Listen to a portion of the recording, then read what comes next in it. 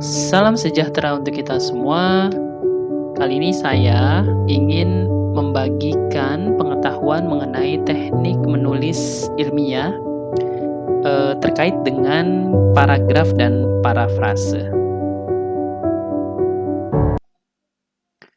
Dari segi konteks bahasa, memiliki beberapa karakter atau konteks yang kita sebut sebagai morfem, yaitu bentuk bahasa yang paling kecil yang bermakna biasanya diikuti dengan imbuhan ya morfem ini, seperti me, kan, atau imbuhan-imbuhan lain ya, imbuhan di depan bisa juga imbuhan belakang. Lalu ada fonem yang mana bunyi bahasa yang paling kecil yang dapat membedakan arti pola ya atau bola atau fonem bisa dilambangkan misalkan a dilambangkan dengan huruf a atau fonem eng ya eng dilambangkan dengan huruf eng. Nah, kita harus memahami bahwa fonem ini adalah nanti yang akan membentuk kata. Yang mana kata, satu kata bahasa yang memiliki makna minimal terdiri dari dua fonem. Kata ini misalkan nota. Nota itu adalah bagian dari kata. Lalu dari kata ini nanti tentunya akan berkembang lagi menjadi frasa.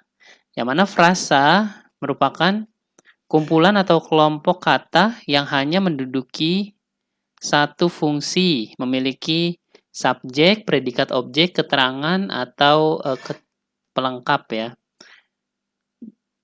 Di sini di dalam satu kalimat, biasanya frasa ini belum seperti klausa, nanti ada tingkatan lagi yaitu klausa, yang mana konstruksi dalam konstruksi yang terdiri dari minimal subjek dan predikat. Boleh dilengkapi dengan objek atau keterangan. Lalu selanjutnya dari klausa ini membentuk kalimat, yang mana kalimat merupakan kesatuan bahasa yang paling kecil yang sudah mengungkapkan maksud secara jelas. Kejelasan maksud ditandai hadirnya unsur-unsur suprasmental atau intonasi ya, stretch atau intonasi, ada durasi, jeda, nada, dan sebagainya. Nah, konteks bahasa ini dalam penulisan ilmiah tentunya harus dipahami karena nanti terkait dengan keefektifan kalimat dan sebagainya. Lalu kita masuk ke paragraf. Paragraf ini tentunya adalah sebagian kalau di sebelumnya adalah kalimat ya, sebagian dari kalimat yang membentuk biasanya ingin membahas suatu permasalahan. Nah, secara pengertian definisi paragraf ya menulis paragraf yaitu kelompok kalimat yang merupakan bagian langsung dari sebuah karangan terdiri dari satu pikiran utama yang dikembangkan dalam beberapa pikiran penjelas yang tersusun secara sistematis dan logis. Bentuk pengungkapan gagasan yang terjalin dalam rangkaian beberapa kalimat, seperangkat kalimat yang mengacu pada satu topik. Jadi ada pokok pikiran utama yang mana pokok pikiran utama itu bisa kita mengerti dan kita pahami dalam membuat paragraf. Nah, fungsi paragraf ini sebagai penampung dari sebagian kecil jalan pikiran atau ide pokok keseluruhan karangan ya, memudahkan pemahaman jalan pikiran ide pokok pengarang, menyampaikan pikiran ide pokok pengarang atau penulis ya kepada pembaca, alat bagi penulis untuk mengembangkan jalan pikiran secara sistematis, pedoman bagi pembaca untuk mengikuti dan memahami alur pikiran pengarang. Penanda bahwa pikiran baru dimulai terkait dengan kata nanti ada pengantar, transisi, dan penutup bagian tulisan ya. Sebetulnya ini tulisan. Karena memang di dalam bahasa juga ada karangan, ada karya fiksi dan karya non-fiksi, namun kita fokus di non-fiksi. Itu. Kenapa kita harus memahami bentuk paragraf? Agar karya tulis ilmiah menjadi baik, penulis harus mampu mengembangkan paragraf yang efektif. Yang pertama di sini paragraf merupakan unsur penting dari sebuah karya tulis, lalu paragraf merupakan format komunikasi tertulis yang digunakan untuk mengemukakan gagasan tertentu. Jadi setiap paragraf memiliki gagasan atau pokok pikirannya sendiri. Lalu paragraf harus bersifat satu gagasan atau pemikiran yang jelas berbeda dengan paragraf sebelumnya. Lalu paragraf yang baik dan efektif memiliki paling tidak 3 syarat ya. Yang pertama di sini azas ketunggalan yaitu unity, asas koherensi dan adekuasi. Yang mana ketunggalan ini terkait dengan bagaimana paragraf itu dikembangkan dan koherensi lalu adekuasi. Lalu yang kelima, efektifan satu paragraf dapat juga dilihat dari bentuk-bentuk kalimat dan di dalamnya pembaca dapat dengan mudah menangkap maksud yang ingin disampaikan penulis. Lalu struktur paragraf. Nah, di struktur paragraf ada posisi kalimat topik yang mana ada awal, ada akhir, ada awal akhir dan keseluruhan yang mana ini terkait dengan posisi di dalam satu paragraf.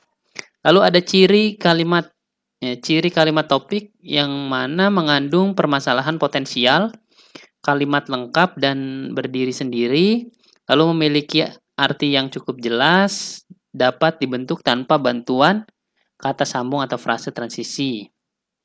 Lalu ciri kalimat penjelas di mana dari sisi arti tidak dapat berdiri sendiri, memerlukan bantuan atau kata sambung, berisi rincian, keterangan, dan data lain yang mendukung kalimat topik.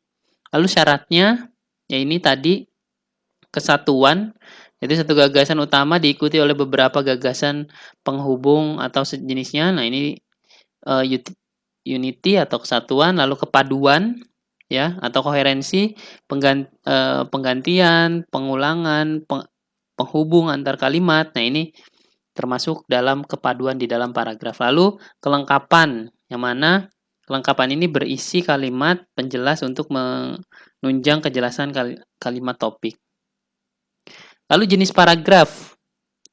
Berdasarkan pola pikir, jenis paragraf ini berdasarkan pola pikir, terdapat posisi kalimat topik yang pertama ada deduktif, yang mana deduktif ini kalimat topiknya terletak di awal paragraf. Lalu ada induktif, kalimat topiknya terletak di akhir paragraf. Ada deduktif-induktif, yang mana kalimat topik terletak di awal dan akhir paragraf. Dan yang terakhir paragraf tanpa kalimat topik. Non-topik. Nah ini ada contohnya. Yang mana contoh paragraf pertama yaitu deduktif, yaitu yang mana dari kalimat topiknya itu ada di awal paragraf ya. Yang mana deduktif ini memiliki contoh seperti berikut. Arang aktif adalah jenis arang yang diperoleh dari satu pembakaran yang mempunyai sifat tidak larut dalam air. Nah, ini adalah topik utamanya. Lalu arang ini dapat diperoleh dari pembakaran zat arang tertentu seperti ampas debu, tempurung kelapa, dan tongkol jagung. Jenis arang ini banyak digunakan dalam beberapa industri pangan atau non-pangan. Industri kimia dan farmasi juga menggunakan jenis arang ini seperti dalam pekerjaan memurnikan minyak, menghilangkan bau yang tidak murni, dan menguapkan zat yang tidak perlu. Jadi, pokok utama atau topik utamanya ada di awal. Lalu induktif, kebalikan dari deduktif, yang mana ada di akhir.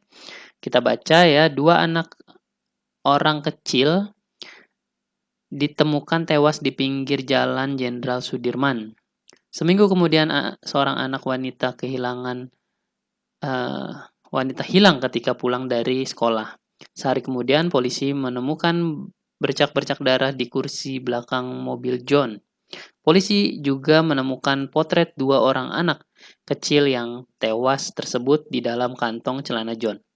Dengan demikian, John adalah orang yang dapat dimintai pertanggungjawaban tentang hilangnya 3 anak itu. Jadi kalimat utamanya ada di akhir. Lalu deduktif-induktif ada di awal dan ada di akhir. Pemerintah menyadari bahwa rakyat Indonesia memerlukan rumah murah, sehat, dan kuat. Departemen Pekerjaan Umum sudah lama menyelidiki bahan rumah yang murah tetapi kuat. Bahan perlit yang diperoleh dari batu-batuan gunung berapi menarik perhatian para ahli. Lagi pula bahan ini dapat dicetak menurut keinginan seseorang. Usaha ini menunjukkan pemerintah berusaha membangun rumah murah, sehat dan kuat untuk memenuhi keperluan rakyat. Lalu ada non-topik yang mana sebagai berikut contohnya, pada tengah hari itu Pak Lurah datang. Bapak Bupati menyusul datang ke tempat itu. 1 jam kemudian kita melihat orang-orang telah berkumpul di arena. Acara pun dimulai, artis-artis belia mengisi acara selingan. Wartawan tampak sibuk mengambil gambaran. Jadi tidak terkait dengan topik. Lalu berdasarkan sifat isi paragraf, ada deskriptif, argumentatif, naratif, eksploratoris, ya, ada persuasif. Nah, ini kalau deskriptif dia menggambarkan atau isinya melukiskan sesuatu, argumentatif memberikan argumen, ya. Biasanya kalau di dalam karya ilmiah nanti kalimat argumentatif ini digunakan pada pembahasan, ya, memberikan argumen-argumen berdasarkan teori-teori. Lalu naratif, nah, naratif ini menggambarkan sesuatu, ya. Kalau deskriptif menggambarkan, melukiskan, kalau naratif ini menceritakan. Biasanya bentuk-bentuknya cerita. Nah, ini yang biasanya dalam penelitian kualitatif, ya, dia bercerita mengenai misalkan kondisi yang ada di lapangan dan sebagainya. Lalu ada ekspositoris, yang mana ekspositoris ini paragraf yang isinya menampakkan suatu objek. Lalu persuasif, yaitu biasanya promosi atau ajakan atau dan lain-lain, ya. Biasanya digunakan untuk advertisement. Contohnya di sini kalau deskriptif, pasar Tanah Abang adalah sebuah pasar yang sempurna. Semua barang ada di sana. Ya, deskriptif menggambarkan, berarti dia menggambarkan Tanah Abang. Di toko yang paling depan berderet toko sepatu dalam dan luar negeri. Di lantai dasar terdapat toko kain yang lengkap dan berderet. Di samping kanan pasar terdapat warung-warung kecil penjual sayur bahan dapur. Di samping kiri ada pula dijual aneka jenis buah. Di bagian belakang pasar kita dapat menemukan berpuluh-puluh pedagang daging, belum lagi aneka dagangan yang digelar di lantai 1, 2, dan 3. Nah, ini menggambarkan pasar Tanah Abang dengan menggunakan deskriptif. Lalu argumentatif. Secara tradisional, antropologi merupakan disiplin ilmu yang bersifat holistik. Antropologi disebut pemikiran karena untuk mencari hukum-hukum dan prinsip-prinsip umum tentang perilaku manusia. Para antropolog melakukan studi komparatif yang sangat luas untuk menjelaskan keberagaman manusia. Hal itu didukung, nah ini ada argumennya, ya. Hal itu didukung kenyataan bahwa dalam menjelaskan pola perilaku manusia kadang antropolog mengacu pada berbagai ilmu antara lain biologi, ekologi, dan difusi. Lalu ada kalimat naratif, ya. Tadi argumentatif ini jelas dia memberikan argumennya. Lalu ada naratif yang mencerita, ya, bercerita. Biasanya naratif ini digunakan, ya, kalau non fiksi agak jarang, ya, untuk karya ilmiah. Biasanya non ilmiah atau fiksi. Nah, contohnya seperti ini. Malam itu ayah kelihatan sangat marah. Aku tidak diperbolehkan menemui Saipul. Bahkan aku akan diantar dan dijemput ke sekolah. Ayah mempersempit kesempatanku untuk bertemu dengannya. Untuk sementara, hubungan kami terpaksa berlangsung secara diam-diam. Nah, ini naratif, dia seperti bercerita. Lalu ada ekspositoris, yang mana lebih kepada objeknya, ya. Hampir sama sebetulnya, tadi dia menggambarkan, kalau di sini deskriptif dia menggambarkan Tanah Abang. Nah, ini hampir sama, ya, menggambarkan Tanah Abang, namun lebih fokus di objeknya. Contohnya, di lantai dasar pasar Tanah Abang terdapat 90 kios menjual kain dasar. Di lantai ini suasana sangat ramai. Pembeli tidak hanya datang dari dalam negeri, juga datang dari luar negeri. Setiap hari rata-rata terjual 300 meter kain setiap kios. Dari data ini, dapat diperkirakan besarnya pemasukan uang ke kas DKI dari pasar Tanah Abang. Jadi mengekspos Tanah Abangnya itu. WAP Wireless Application Protocol adalah aplikasi yang mewujudkan impian mengakses dunia informasi dan layanan terkini. Langsung dari layar ponsel Anda layaknya akses internet. Ericsson R320S merupakan ponsel pertama yang dilengkapi dengan WAP. Anda dengan cepat mengakses ke pusat data informasi dan layanan melalui situs ini. Semuanya dilakukan cukup di telapak tangan Anda. Dengan dilengkapi fitur-fitur inovatif, ponsel tipis yang memiliki berat 95 gram ini adalah sebuah kantor di dalam kantong Anda. Jadi, persuasif lebih mengajak. Kalimatnya ajakan. Lalu berdasarkan cara menjelaskan gagasan.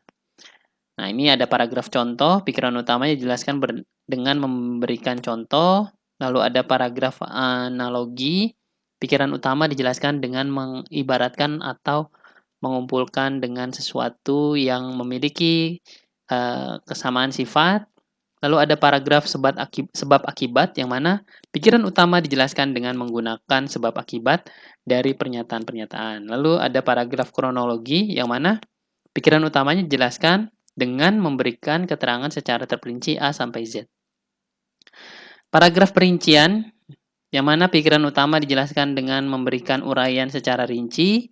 Lalu paragraf definisi, sebuah istilah atau pengertian yang terkandung dalam pikiran utama memerlukan penjelasan secara definitif. Dan yang terakhir adalah paragraf perbandingan, yang mana pikiran utama dijelaskan dengan membandingkan dua hal persamaan dan perbedaan. Nah, ini contohnya ya. Paragraf contoh, dia memberikan contoh, ya ini kalimatnya. Dalam tulisan Ian Holder, tidak menekankan perbedaan antara dokumen dan catatan. Dia lebih menekankan aspek interpretasi ragam dokumen dan catatan yang tertuang dalam sebuah teks. Tipe-tipe yang berbeda dari teks harus dipahami dalam konteksnya dengan kondisi pada waktu teks itu dibuat. Contohnya, seorang yang akan melakukan penelitian terhadap sebuah teks harus mengetahui apakah teks tersebut asli atau mengalami penyalinan kembali. Seorang yang menganalisis teks itu harus melihat jenis tulisan, gaya bahasa, bentuk ejaan, dan arti dari kata-kata dalam teks itu. Seorang penganalisis harus menangkap tujuan dalam penulisan teks dan harus berhati-hati dalam memahami teks tersebut.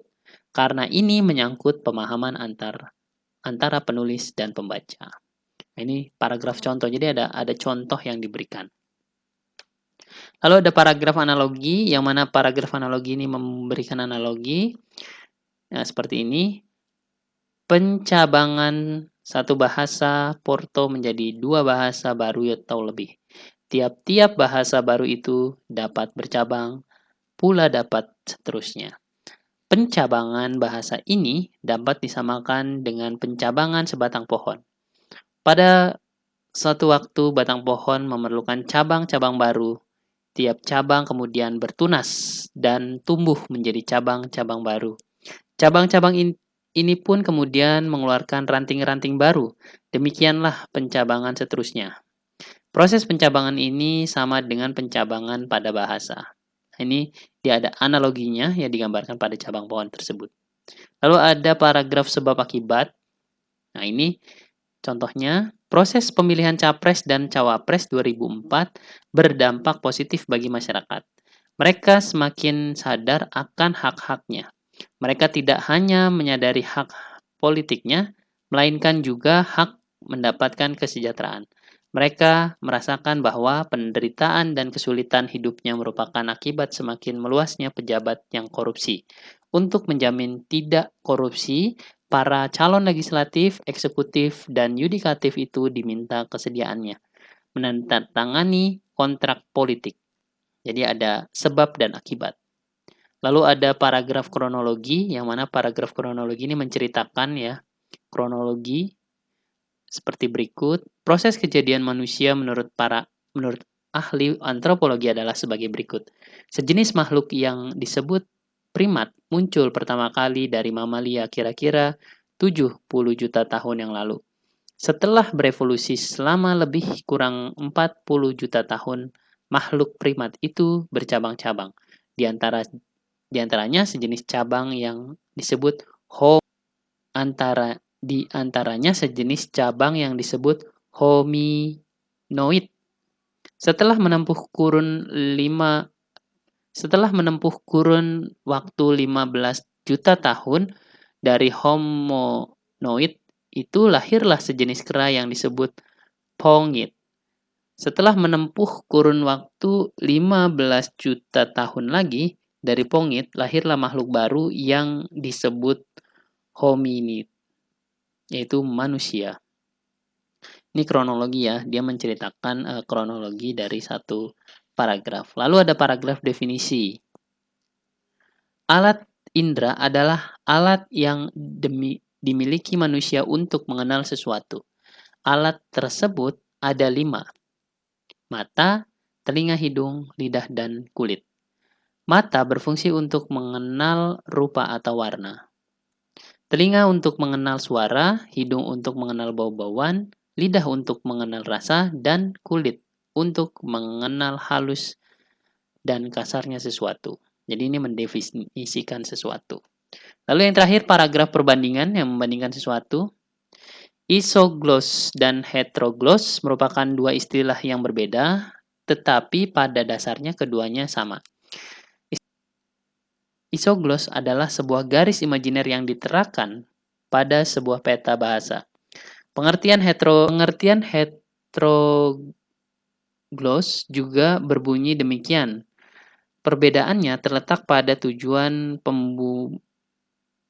pembubuhan garis tersebut di dalam peta. Isogloss menyatukan tiap titik pengamatan yang menampilkan gejala kebahasaan yang serupa. Sedangkan heterogloss memisahkan munculnya setiap gejala berdasarkan wujud atau sistem yang berbeda. Demikianlah persamaan dan pertentangan antara kedua istilah ini. Lalu berdasarkan fungsi, ya, berdasarkan fungsinya dalam karangan atau dalam penulisan, ya, terdapat 3, yaitu paragraf pembuka yang mana berisikan tujuan dan aspek-aspek pokok dalam karangan. Lalu paragraf pengembang berfungsi untuk menerangkan atau menguraikan gagasan pokok. Dan yang terakhir paragraf penutup berisikan simpulan bagian karangan atau simpulan keseluruhan karangan. Lalu kita memasuki plagiasi, nanti kita akan latihan membuat paragraf, namun yang perlu ditekankan adalah bagaimana kita menghindari plagiasi. Nah, dalam budaya akademis terdapat ketetapan bahwa seseorang harus menghargai hak kepemilikan pada sebuah ide. Ide dapat didapat ya dari manapun ya, lalu dilihat sebagai properti intelektual karenanya menyantumkan gagasan ide orang lain dipakai sebagai referensi oleh penulis itu menjadi penting. Oleh sebab itu plagiasi menjadi hal yang tidak bisa ditolerir kalau misalkan mengcopy tanpa adanya pertanggungjawaban atau tanpa adanya referensi yang diberikan. Lalu plagiarisme ya adalah mencuri gagasan, kata-kata, kalimat atau hasil penelitian orang lain dan menyajikannya seolah-olah sebagai karya sendiri. Nah, ini menurut Asep Jihad. Mengambil teks, mengambil materi ya. Kalau mengambil teks ini merupakan hal yang tidak dibolehkan ya karena jelas-jelas plagiasi. Mengambil materi juga jelas ya plagiasi. Kita bisa melakukan dengan menggunakan parafrase. Secara sederhana plagiarisme sebenarnya bisa dihindari dengan menggunakan teknik yang diperbolehkan atau legal dalam dunia akademis. Pengetahuan atau teknik ini antara lain berkaitan dengan tata tulis, mengutip, dan melakukan parafrase. Nah, mengubah dari satu bentuk bahasa ke bentuk bahasa lain tanpa mengubah gagasan utama. Ini yang disebut sebagai paraphrase. Paraphrase atau paraphrase ya Sebelum membuat parafrase, kita harus mampu mengidentifikasi gagasan utama dalam paragraf. Makanya kita di awal harus memahami paragraf terlebih dahulu. Nah, ini contohnya ya. Ini definisinya. Aminuddin yang menjelaskan bahwa parafrase adalah strategi pemahaman makna satu bentuk karya sastra, ya karya sastra dengan cara mengungkapkan kembali karya pengarang tertentu dengan menggunakan kata-kata yang berbeda dengan kata-kata yang digunakan pengarang. Lalu tujuannya adalah menyederhanakan pemakaian kata atau kalimat untuk lebih memahami makna, mempertajam, memperluas, dan melengkapi pemahaman makna. Nah, gantilah ya, untuk membuat parafrase, ini ada teknik dasarnya. Ini nanti kita akan mengetahui bagaimana teknik-teknik dasar parafrase. Lalu secara definisi, pengungkapan kembali satu tuturan dari sebuah tingkatan atau semacam bahasa menjadi tuturan atau yang lain tanpa mengubah pengertiannya. Ini termasuk ke dalam parafrase. Gantilah kalimat awal dengan kalimat kita sendiri atau samakan dengan larasnya. Secara umum, melakukan parafrase berarti Anda ya atau kita sebagai peneliti mengambil ide atau gagasan orang lain dan kemudian mengungkapkannya dengan kalimat atau kata-kata sendiri. Secara khusus, parafrase mengandung ide atau informasi esensial dari orang lain dan menyajikannya dalam bentuk baru. Salah satu cara yang sah disertai dengan dokumentasi yang akurat untuk meminjam sesuatu ya dari sumber atau dari satu yang menggunakan sebuah sumber ya. Lalu teknik dasar parafrase yang step pertama kita menentukan pernyataan terlebih dahulu ya, tentukan pernyataan yang ingin diparafrasekan dari sebuah paragraf. Tidak harus semua isi paragraf, tapi hanya satu paragraf saja biasanya. Lihat ide dasarnya, ya. Lihat ide dasar kalimat atau tiap kalimat yang ingin diparafrasekan. Ide dasarnya apa, ya, dipahami, lalu mengamati gagasan dasar. Jika ingin membuat parafrasa dari satu paragraf, penulis dapat mengamati dari gagasan dasar paragraf. Lalu tidak terjadi peralihan arti, artinya yang akan diubah memiliki definisi yang sama. Lihat hasilnya, jangan sampai terjadi peralihan arti. Lalu yang perlu dicatat ya, di sini yang pertama baca dan baca kembali bagian kalimat dari sumber asli yang hendak dikutip. Lalu kesampingkan bagian kalimat dari sumber asli di atas, yang maksudnya di atas atau tulisan kalimat atau kata-kata sendiri dalam sebuah kartu catatan, yang membuat sebuah kartu catatan. Lalu membuat catatan ringkas di bawah parafrase untuk meningkatkan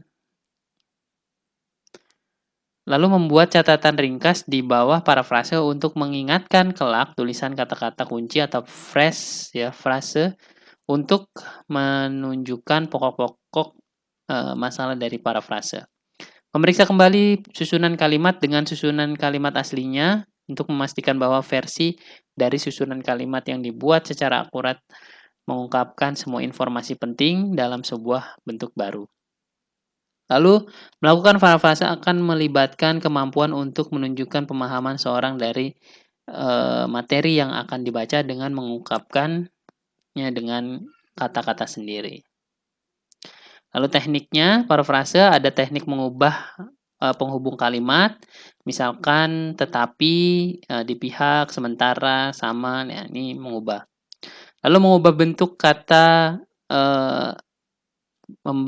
mengubah bentuk kata kerja pasif ke aktif, ya misalkan kalimatnya pasif, kita rubah jadi aktif, aktif kita rubah jadi pasif. Lalu melakukan perubahan terhadap bentuk kata. Ya, yang mana dalam bahasa Inggris misalkan ya, ada kata to success, bisa diubah menjadi kata benda yaitu sukses, bisa juga menjadi kata sifat successful dan kata keterangan successfully. Lalu menggunakan sinonim, mengubah kalimat melalui penggunaan sinonim atau persamaan kata. Terima kasih atas kesempatannya pada materi kali ini. Semoga bermanfaat. Sampai jumpa.